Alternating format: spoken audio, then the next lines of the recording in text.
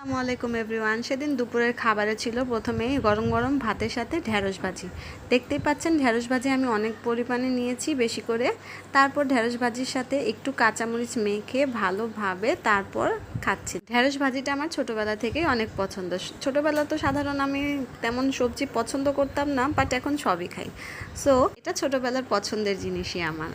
তো ভাজি দিয়ে আলহামদুলিল্লাহ খেয়ে নিলাম। তারপর নিয়েছিলাম রুই মাছ দিয়ে আলু দিয়ে টমেটো দিয়ে রান্না হয়েছিল একটা তরকারি।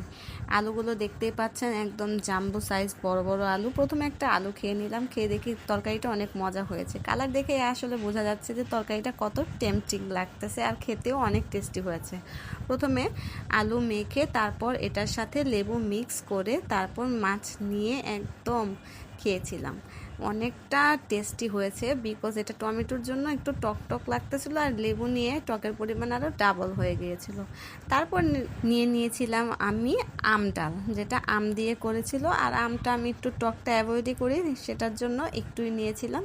তো আলহামদুলিল্লাহ এটাই ছিল আমার দুপুরে খাবার দাবার।